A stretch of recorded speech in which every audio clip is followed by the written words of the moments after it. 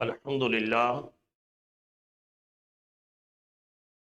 للہ والصلاة والسلام علی سیدنا و مولانا و ملجانا و مأوانا محمد صلی اللہ علیہ وسلم النبی الامی عربی القرشی الحاشمی الابطحی المکی المدنی التحامی الشاہد المشہود الولی المقرب اما بعد فاعوذ باللہ من الشیطان الرجیم بسم اللہ الرحمن الرحیم قال اللہ تبارک و تعالی فی القرآن المجید والفرقان الحمید کما ورد فی سورۃ اللیل وَسَيُجَنَّبُهَا الْأَتْقَى الَّذِي يُؤْتِي مَالَهُ يَتَزَكَّى وَمَا لِأَحَدٍ عِندَهُم مِّن نِّعْمَةٍ تُجْزَى إِلَّا ابْتِغَاءَ وَجْهِ رَبِّهِ الْأَعْلَى وَلَسَوْفَ يَرْضَى صدق اللہ مولانا العظیم۔ پروانے کو چراغ بلبل کو پھول بس، پروانے کو چراغ بلبل کو پھول بس، صدیق کے لیے ہے خدا کا رسول بس۔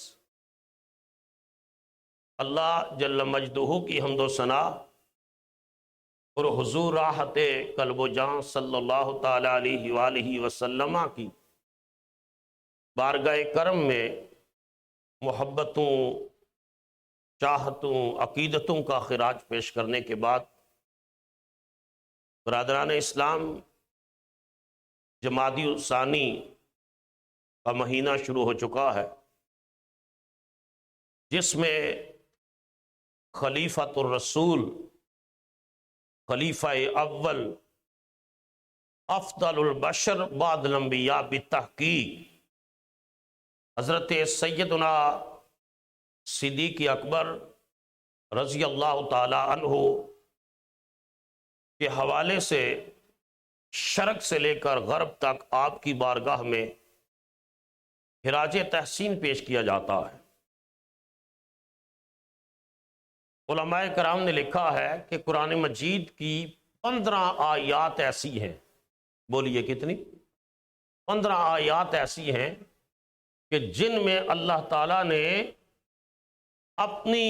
زبان الوہیت سے قرآن کی صورت میں ابو بکر صدیق کا ذکر فرمایا، اور احادیث نبویہ میں سے 181 احادیث ایسی ہیں، یعنی رسول اللہ صلی اللہ علیہ وسلم تو اپنے تمام غلاموں کو نوازتے، ان کو حضور ان کی خاص صفات کی بنیاد کے اوپر حوصلہ افزائی فرماتے، لیکن 181 احادیث ایسی ہیں کہ جن میں زبان رسالت نے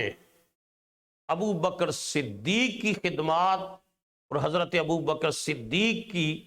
جو دین کے لیے وفاداریاں ہیں اور ان کے جو شخصی اوصاف ہیں، ان کے جو ذاتی جو ہے حضور کی صحبت اور دین کی برکت سے انہیں جو فضیلت نصیب ہوئی حضور کے صحابہ میں، ان کا بیان ہے۔ خاص کر کے سورہ اللیل کی یہ آیات اللہ پاک نے قرآن مجید میں فرمایا وَسَيُجَنَّبُهَا الْأَتْقَى الَّذِي يُؤْتِي مَالَهُ يَتَزَكَّى،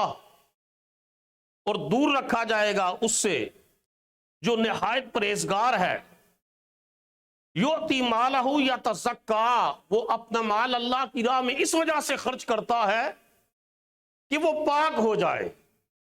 اس کے اندر سے بخل نکل جائے، اس کے اندر سے کنجوسی نکل جائے، اس کے اندر سے جو ہے وہ جمع کرنے کی ہوس نکل جائے۔ وَمَا لِأَحَدٍ عِندَهُم مِّن نِّعْمَةٍ تُجْزَى، اس کے اوپر کسی کا احسان نہیں ہے جس احسان کا بدلہ چکانے کے لیے وہ مال خرچ کرتا رہتا ہے، بلکہ کس وجہ سے خرچ کرتا ہے؟ إِلَّا ابْتِغَاءَ وَجْهِ رَبِّهِ الْأَعْلَى، وہ جو بھی مال خرچ کرتا ہے اس وقت سے خرچ کرتا ہے کہ اس کا رب اس پر راضی ہو جائے، اس کا مالک اس پر راضی ہو جائے. والا سوف یرضا، اور ان قریب اس کا رب اس پر راضی ہو جائے گا. سبحان اللہ، سبحان اللہ. قاضی ثناء اللہ پانی پتی رحمت اللہ علیہ بہت عظیم مفسر قرآن ہیں. ان کی تفسیر ہے تفسیر مظہری. انہوں نے بیان کیا ہے، قاضی ثناء اللہ صاحب نے، وہ بیان کرتے ہیں کہ یہ آیت کریمہ سورہ لیل کی آیت کریمہ والا سوف یرضا حضرت ابو بکر کی شان میں اسی طرح آئی ہے جس طرح رسول اللہ صلی اللہ علیہ وسلم کی شان میں اللہ پاک نے سورہ والضحیٰ کی آیت نازل کی، وَلَا سَوْفَ يُعْطِيكَ رَبُّكَ فَتَرْضَىٰ. میرے حبیب تیرا رب تجھے اتنا عطا کرے گا کہ تو راضی ہو جائے گا. اور ابو بکر صدیق کے بارے میں فرمایا یہ مال خرچ کرتا ہے رب کو خوش کرنے کے لیے، اور فرمایا والا سوف یردا، اس کی ان قربانیوں کی وجہ سے، ان کی وفاداریوں کی وجہ سے، اس کی اس فدائیت کی وجہ سے، اس کے اس اثار کی وجہ سے ان قریب ابو بکر کا رب ابو بکر پر راضی ہو جائے.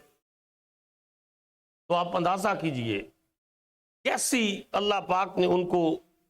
یہ شان عطا کی. اور قرآن مجید میں یہ بات کہی کہ وہ جو ہے متقی ہے، پرہیزگار ہے،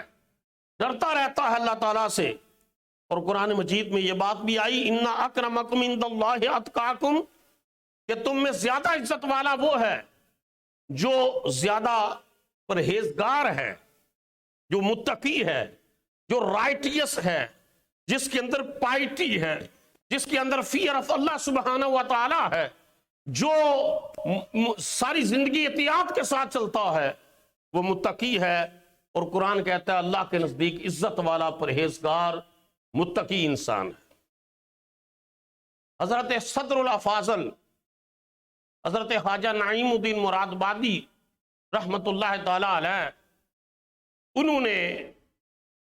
لکھا ہے ان آیات کا شان نزول کہ حضرت صدیق اکبر رضی اللہ تعالیٰ نے جو 7 صحابہ ایسے ہیں کہ جن کا اسلام کے اندر بڑا مقام ہے، ان 7 وہ غلام تھے اور ابو بکر صدیق نے ان کو خرید کر آزاد کیا. ان میں حضرت بلال رضی اللہ تعالیٰ عنہ بھی ہیں جو ایک نیگرو سلیو تھے، حبشی غلام تھے، امیہ بن خلف کی غلامی میں رہتے تھے. ان کو جب بھاری قیمت دے کر کے، بھاری قیمت، منہ مانگی قیمت پر حضرت ابو بکر صدیق نے خریدا اور خرید کر کے آزاد کر دیا، تو کافروں نے یہ پراپیگنڈا شروع کر دیا، یہ رومرز پھیلائے اس کمیونٹی کے اندر کہ یقیناً بلال نے ابو بکر پر کوئی احسان کیا ہوگا، جس احسان کا بدلہ چکانے کے لیے ابو بکر نے بلال کو اتنی ہائی پرائس کے اوپر خریدا ہے اور خرید کر پھر آزاد کر دیا ہے. تو صدر الافاضل حضرت خواجہ نعیم الدین مراد بادی رحمت اللہ علیہ لکھتے ہیں کہ کافروں کے ان تانوں کا جواب اللہ نے سورہ لیل کی آیت کے اندر دیا کہ بلال حبشی کو جو خریدا ہے اور دیگر غلاموں کو خرید کر جو آزاد کیا جاتا ہے، یہ کوئی دنیاوی فائدہ نہیں، اِلَّا ابْتِغَاءَ وَجْهِ رَبِّهِ الْأَعْلَىٰ. ابو بکر یہ سارے کام اس وجہ سے کرتا ہے کہ اس کا رب اس پر راضی ہو جائے، وہ اللہ کی خوشنودی چاہتا ہے، وہ لوگوں کی واہ واہ نہیں چاہتا، وہ کسی کے احسان کا بدلہ چکانے کے لیے یہ کام نہیں کر رہا، وہ صرف یہ چاہتا ہے کہ میرا رب میرے اوپر راضی ہو جائے. اور آگے گارنٹی دے دی والا سوف یردا، ان قریب اس کا رب اس پر راضی ہو جائے گا. بولو راضی ہو جائے. ایک موقع پر آپ کے والد ابو قحافہ نے بھی کہا بیٹا تو غلاموں کو خریدتا ہے اور پھر آزاد کر دیتا ہے، ان سے کوئی تو شخصی فائدہ تو حاصل نہیں کرتا، اپنے کاروبار کے لیے تو ان کو استعمال نہیں کرتا. تو اپنے باپ ابو قحافہ کو کہا ابا جی، وہ اس وقت تک کبھی مسلمان نہیں ہوتے، ابا جی میں یہ کام ذاتی فائدے کے لیے نہیں کرتا، میں اپنے رب کو راضی کرنے کے لیے. تو قرآن مجید کی 15 آیات، بولیے سارے کتنی؟ 15 آیات ایسی ہیں جو اللہ نے شان صدیق اکبر میں نازل، ان میں خاص کر کے یہ آیت بھی ہے کہ جب ہجرت کی رات رسول اللہ صلی اللہ علیہ وسلم کے ساتھ ہیں وہ، حضور نے فرمایا کہ اللہ کی طرف سے جب باقی صحابہ ہجرت کر رہے تھے تو انہوں نے بھی اجازت مانگی حضرت ابو بکر صدیق نے، تو حضور نے فرمایا ابو بکر انتظار کرو، اور ایک دن دوپہر کے وقت حضور تشریف لائے اور کہا اللہ کی طرف سے ہجرت کا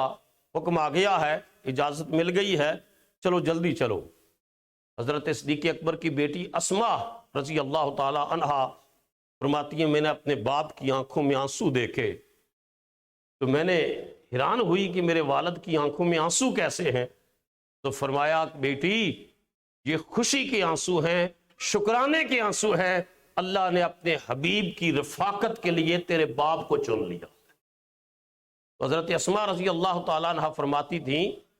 کہ مجھے زندگی میں پہلی مرتبہ احساس ہوا کہ کبھی ایکسائٹمنٹ کا لیول ایسا بھی انسان کا آ جاتا ہے کہ غم سے ہی نہیں خوشی سے بھی آنسو نکل آتے ہیں، جس طرح حضرت ابو بکر صدیق رضی اللہ تعالیٰ عنہ کی۔ اس سفر میں جو کافروں نے اعلان کر رکھا تھا کہ جو شخص محمد صلی اللہ علیہ وسلم کو معاذ اللہ قتل کر کے یا گرفتار کر کے لے آئے 100 سرخ اونٹ کا انعام دیا جائے گا، اور یہ دنیا کی دولت کے بھوکے آپ کی تلاش میں تھے۔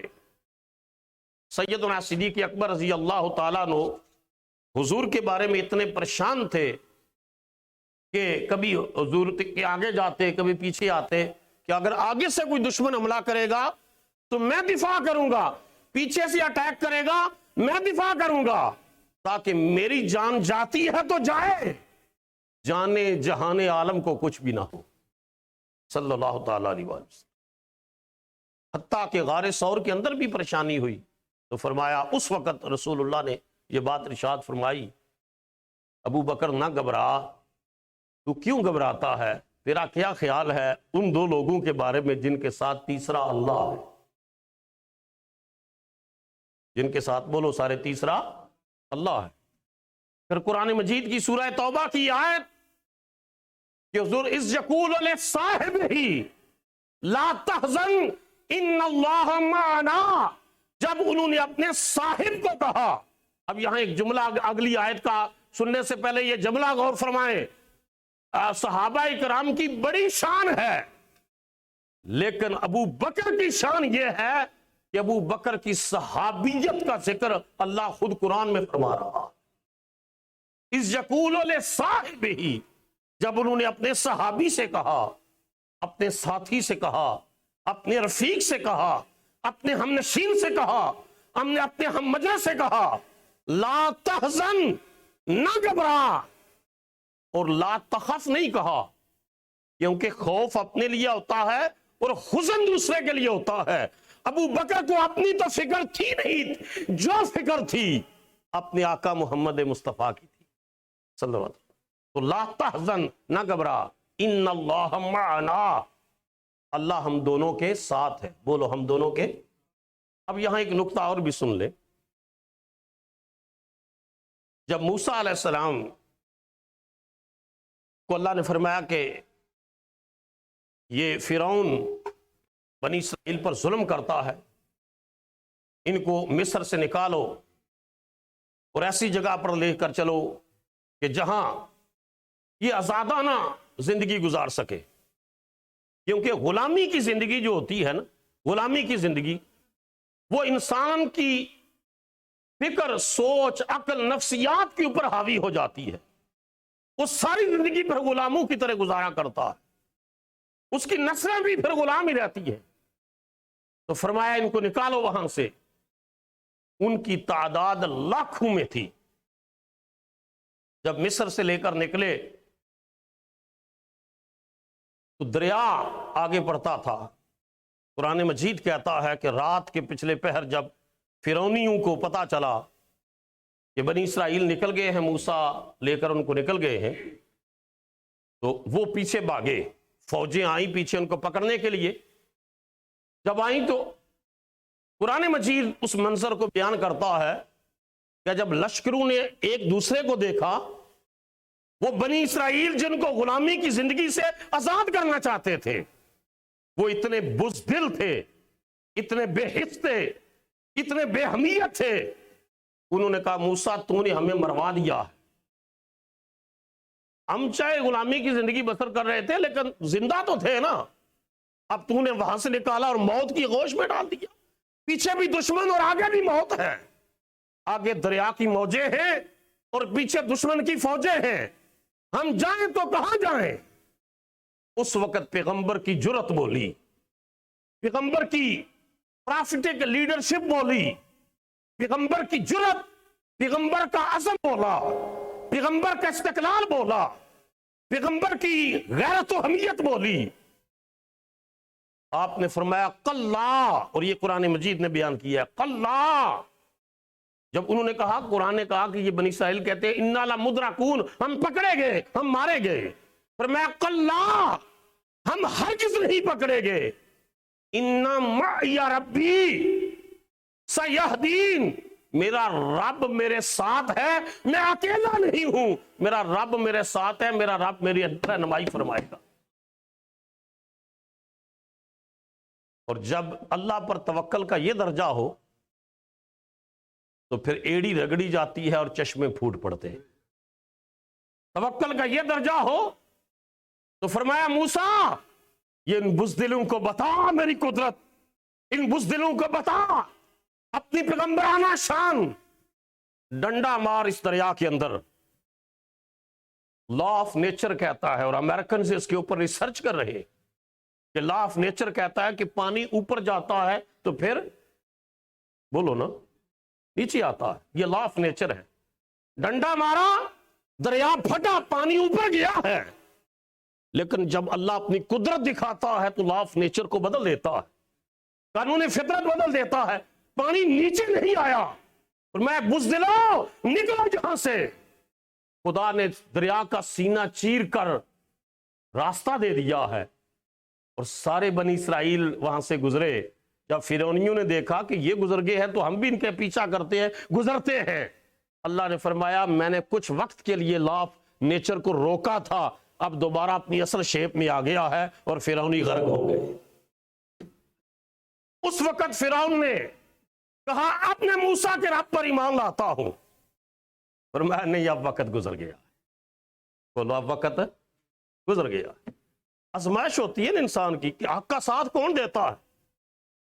بزدلوں کی طرح، بے حمیتوں کی طرح، منافقوں کی طرح، جو ہے ایک کے ساتھ بھی، دوسرے کے ساتھ بھی، تیسرے کے ساتھ بھی۔ کون ہے جو اندر و باہر سے کھڑا ہو، سچا ہو، اور کہے کہ میں جب مصیبت پڑی، جب موت کو سامنے دیکھا تو کہا اب ایمان لاتا ہوں، اب حق کو قبول کرتا ہوں، اب حق کا سچ کا ساتھ دیتا ہوں۔ فرمایا وقت گزر گیا ہے، آزمائش کا پری، اب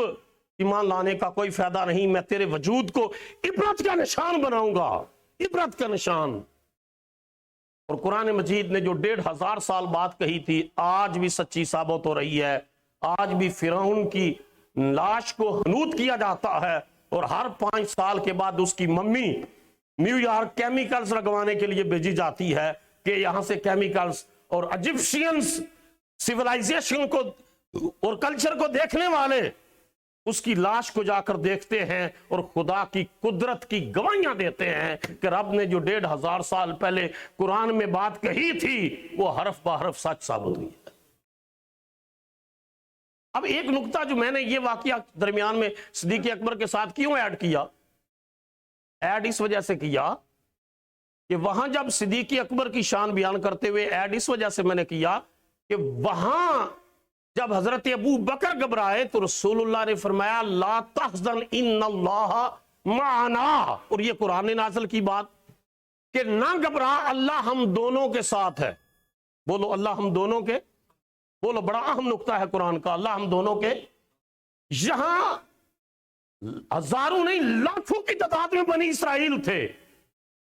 موسیٰ کے حواریوں میں سے علیہ السلام کے، موسیٰ علیہ السلام کے ساتھیوں میں سے، موسیٰ علیہ السلام کے ان ایمان لانے والوں میں سے ایک شخص کا ایمان، یقین، توکل، عزم اس درجے کا نہیں تھا کہ حضرت موسیٰ کہتے ہیں اللہ میرے ساتھ بھی ہے اور تیرے ساتھ بھی ہے، وہاں قرآن کہتا ہے انہوں نے کہا اِنَّا مَعِيَ رَبِّي، میرا رب میرے ساتھ ہے۔ یہاں مصطفیٰ ابو بکر کو کہہ رہے ہیں ابو بکر نہ گھبرا، اللہ میرے ساتھ بھی ہے، اللہ تیرے ساتھ بھی ہے، اللہ ہم دونوں کے ساتھ ہے۔ تو سیدنا صدیق اکبر رضی اللہ تعالیٰ عنہ کی شان یہ ہے، رسول اللہ صلی اللہ علیہ وسلم نے فرمایا اپنی بیماری کے ایام میں، فرمایا رسول اللہ صلی اللہ علیہ وسلم نے، فقال رسول اللہ صلی اللہ علیہ وسلم ان امن الناس علی فی صحبتہ و مالہ ابا بکر، فرمایا لوگو میرے اوپر اپنے مال اور صحبت کے لحاظ سے جس شخص نے سب سے زیادہ احسان کیا ہے نا وہ میرا ابو بکر بیٹھا ہوا۔ اب یہاں دو باتیں ذہن میں رکھ لیں، اجمی لوگ آتے، دیہاتی لوگ کلمہ پڑھتے، مسلمان ہوتے، اور پھر حضور سے ڈیمانڈ کرتے کہ وہاں سے مال آیا تو ہمارا حصہ، حضور ارشاد فرماتے ہیں کہ وہ تقسیم کر دیا، اب کچھ اور آئے گا، آگے سے وہ احسان جتلاتے۔ آج کی بھی نفسیات یہی ہے، احسان جتلاتے، ہم نے کلمہ نہیں پڑھا، ہم مسلمان نہیں ہوئے، ہم نے آپ کا ساتھ نہیں دیا، تو قرآن مجید نے ان کی نفسیات کا پردہ چاک کرتے ہوئے کہا ظالموں تم نے رسول پر احسان نہیں کیا، یہ تو اللہ نے تمہارے اوپر احسان کیا ہے کہ تمہیں کفر سے، شرک سے، جہالت سے نکالا ہے، اپنی بندگی بھی عطا فرمائی ہے، محمد کی غلامی بھی عطا فرمائی۔ تو جس شخص کو دین میں پیسہ خرچنے کا موقع ملے یا وقت دینے کا موقع ملے یا جد و جہد کرنے کا موقع ملے، وہ یہ نہ سمجھے کہ میں نے مسجد پر، امام پر یا شخصیت پر احسان کیا ہے۔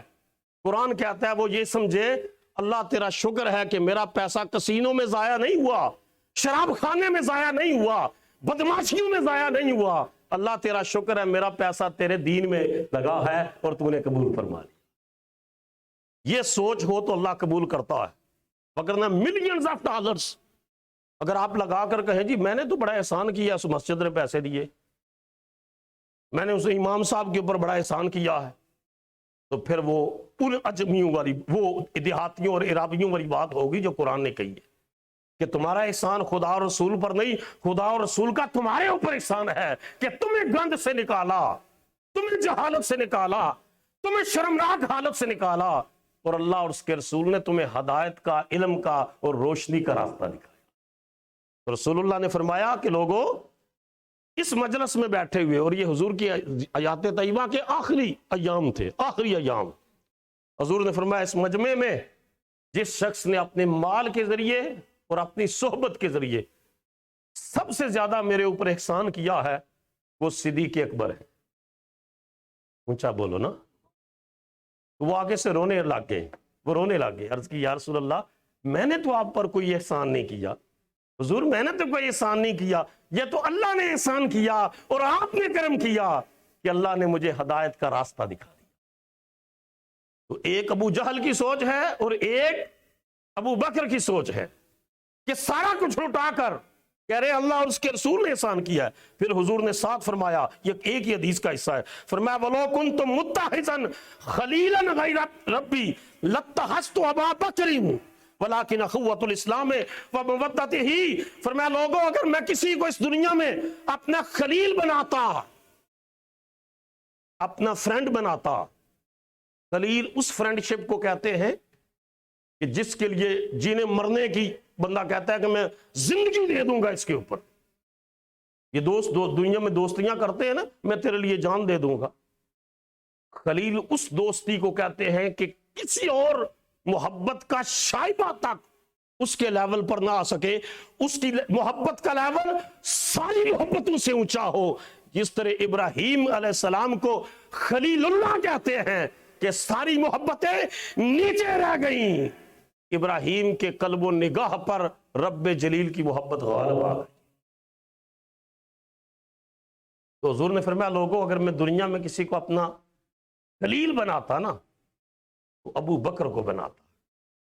اس شخص کے اندر ایسی خوبیاں ہیں لیکن میرا اس کے ساتھ مودت اور اخوت کا رشتہ ہے، اسلام کی دوستی ہے، اسلام کی اخوت ہے۔ فرمایا لا یبقین فی المسجد باب الا باب ابی بکر مسجد کی طرف کھلنے والے تمام دروازے بند کر دیے جائیں سوائے ابو بکر صدیق کے دروازے کے کہ وہ کھلا رہے۔ اب یہ جو اسلام کی مودت ہے، میں ایک حدیث بیان کر کے بات ختم کروں گا۔ اسلام کی مودت ہے، یہ بچے ہیں، ٹین ایجرز ہیں، یہ فرینڈشپ کرتے ہیں، فرینڈشپ کرتے ہیں، ان کی سوشل میڈیا کے اوپر دوستیاں ہیں۔ گھر بھائی کے ساتھ ناراضگی ہے، سوشل میڈیا پر 4000 دوست ہیں۔ ماں کے ساتھ نہیں بولتا لیکن باہر بہت سارے دوست رکھے ہوئے ہیں۔ باپ کے ساتھ کلام نہیں کرنا، باہر دوست ہیں۔ وہ ایک تو امریکن بلینئر موٹیویشنل سپیکر ہے ڈینیل پینا، اس کا جملہ میں آپ کے ساتھ شیئر کروں گا۔ اس نے کہا تھا show me your friends I will show you your future. مجھے اپنے کلوز 5 دوستوں کی لسٹ دے دو، میں اسی وقت تمہارا فیوچر بتا دوں گا کہ تم تباہی کے دہنے پر کھڑا ہے یا تو گرو کرے گا، تیرے پرسنل گروتھ ہوگی، تو آگے بڑھے گا، تو جو ہے دنیا میں کوئی مقام حاصل کرے گا۔ 5 دوست بتا دو کلوز جو ہیں تمہارے، اور میں اسی وقت بتا دوں گا تمہارا فیوچر کیا ہے۔ شرابیوں سے دوستی کرتے ہو، بدکاروں سے دوستی کرتے ہو، سود خوروں سے دوستی کرتے ہو، جھوٹے الزام لگانے والوں سے دوستی کرتے ہو، بدماشوں سے دوستی کرتے ہو، ظالموں سے دوستی کرتے ہو، حرامزادوں سے دوستی کرتے ہو، اور پھر دعائیں مانگتے ہو میرا فیوچر بن جائے، میرا بزنس بن جائے۔ رسول اللہ صلی اللہ علیہ وسلم نے فرمایا مومن کا دین اس کے دوست کے دین پر ہوتا ہے، دوست کے دین پر۔ جیسا دوست ہوگا ایسا اسی کا دین ہوگا۔ تو اگر تیری دوستی ہی شرابی کے ساتھ ہے تو حاجی کس طرح بنے گا، متقی کس طرح بنے گا؟ تیری دوستی ہی جھوٹ بولنے والے، الزام لگانے والے اور حرام کھانے والے سے ہے تو تم دعائیں کرتا رہے، 1000 جمعے پڑھ لے، 50 عمرے کر لے، روزے رکھ لے، رمضان میں زکاتیں نکال لے، تیری تقدیر کس طرح بدلے گی؟ کیونکہ جب تک تیری صحبت، تیری کمپنی، تیری مجلس اچھے انسان کے ساتھ نہیں ہے تو اچھا نہیں ہو سکتا۔ جو ہے وہ انہوں نے کہا، شیخ سعدی نے اور مولانا روم نے بھی، کہ جو بٹھی والا ہے اس کے پاس بیٹھنے سے انگارے ملیں گے۔ جب تو عطر فروش کے پاس بیٹھے گا تو تجھے جو ہے تیرے پاس عطر نہ بھی ہوئی تو اس کی کمپنی اور صحبت کی وجہ سے تجھے خوشبو ملے گی۔ تو یہ دیکھ لو کہ فرینڈشپ کس کے ساتھ ہے۔ آج ہی تہیا کر لو کہ ہم نے دوستی نیکوں کے ساتھ کرنی ہے، اونچا بولو انشاءاللہ۔ اب دیکھیں آدھے بندیاں دا یہ بھی پروگرام ہو، یہ جڑی اگلی لسٹ ہے وہی رہے۔ ہاں انشاءاللہ، ماشاءاللہ، دوبارہ بولو۔ نیکی دوستوں کے ساتھ، جو دوستی ہے وہ نیکوں کے ساتھ کرنی ہے۔ ہم نے جو اپنی صحبت ہے، مجلس، اپنی فرینڈشپ لسٹ میں سوشل میڈیا سے ان دوستوں کو نکال دینا ہے جو ہمیں برائی کی طرف، ظلم کی طرف، گناہ کی طرف بلاتے ہیں، جو پراپیگنڈے کرتے ہیں، جو سازشیں کرتے ہیں، جو منافقت کرتے ہیں، ان کو ہم نے اس لسٹ میں سے بولو نا نکال دینا۔ اور اگر آپ مسجد میں بیٹھ کر بھی اس وعدے کو پورا نہیں کریں گے تو پھر حشر کیا ہوگا آپ خود اندازہ فرما لیں۔ میں آخری حدیث بیان کر کے بات ختم کر رہا۔ رسول اللہ صلی اللہ علیہ وسلم نے، اور یہ صحبت کا اثر دیکھو، صحبت کا اثر دیکھو، فرینڈشپ، گڈ کمپنی، اس کا ریفلیکشن کیا ہے؟ انسانی پرسنالٹی پر، ہیومن سائیکالوجی پر، ہیومن مائنڈ کے اوپر، پرسنل گروتھ کے اوپر، انسان کے فیوچر کے اوپر اس کا امپیکٹ کیا ہے، اس کا ریفلیکشن کیا ہے؟ دیکھو رسول اللہ صلی اللہ علیہ وسلم، ابو ہریرہ روایت کرتے ہیں، قال رسول اللہ صلی اللہ علیہ وسلم من اصبح منکم اليوم مسکینا۔ بہت بڑا مجمع تھا، رسول اللہ نے پوچھا صحابہ سے بتاؤ آج صبح مسکینی کی حالت میں کس نے کی ہے؟ مسکین سے مراد یہ ہے ہمبلنس۔ بولو کیا مانا؟ اپنی ایگو کو نہیں بڑھانا، ہمبلنس۔ کس نے آج رات گزاری ہے اور صبح کی ہے ہمبلنس میں، مسکینی کی حالت میں؟ مجمع میں ایک شخص اٹھ کے کھڑا ہوتا ہے جس کا نام ہے صدیق اکبر رضی اللہ عنہ۔ یا رسول اللہ میں نے آج رات مسکینی کی حالت میں گزاری، صبح کی ہے۔ حضور نے اگلا سوال کیا، قال ابو بکر انا، قال فمن تابع منکم اليوم جنازۃ۔ کون ہے جس نے کل کسی کا جنازہ پڑھا ہو، کسی مسلمان کے جنازے میں شرکت کی ہو؟ آج جنازے بھی سیاسی ہو گئے، دنیاوی ہو گئے، کہ وہاں سے فائدہ ہوگا تو جنازہ پڑھیں گے، ووٹ ملے گا تو جنازہ پڑھیں گے، کاروبار میں وہ کلائنٹ ہے تو جنازہ پڑھیں گے۔ اس نے جس اللہ کی رضا کے لیے مومن کا حق سمجھ کر جنازہ پڑھا ہے، ابو بکر صدیق کھڑے ہوئے، یا رسول اللہ کل میں بڑی دور سے ایک جگہ پر گیا تھا، ایک مسلمان کا میں جنازہ پڑھ گیا۔ حضور نے اگلا کوسچن کیا، فَمَنْ عَادَ مِنْكُمُ الْيَوْمَ مِرِيدًا، آج تم میں سے کون ہے جس نے اللہ کی رضا کے لیے کسی پیشنٹ، کسی مریض کی بیمار پرسی کی ہو، مریض کے پاس گیا ہو فلاور لے کر کے یا کوئی فروٹ لے کر کے، یا اس کی صرف دل جوئی کے لیے، کون ہے؟ قال ابو بکر آنا، حضرت ابو بکر کہتے ہیں یا رسول اللہ میں نے آج مریض کی عیادت کی ہے۔ حضور نے اگلا سوال کیا، حضور نے ارشاد فرمایا کہ من اطعم منکم اليوم مسکینا، آج تم میں سے کون ہے جس نے کسی بھوکے کو کھانا کھلایا؟ یہ جو کریکٹرسٹکس ہیں نا، یہ ساری ہیومن کریکٹرسٹک ہیں، ہیومن ریلیف دینے والی ہے،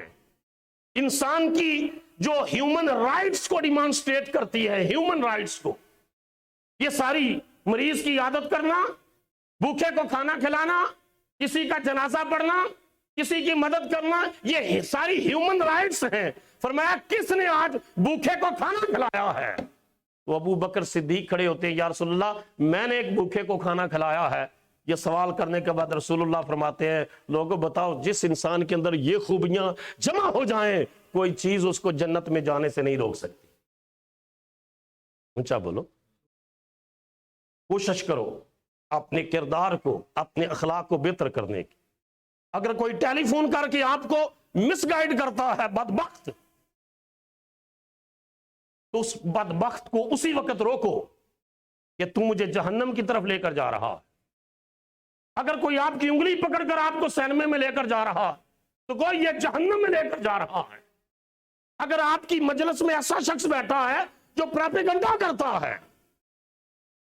تو آپ یہ سوچیں یہ مجھے ظلم اور گناہ کی طرف دعوت دے رہا ہے۔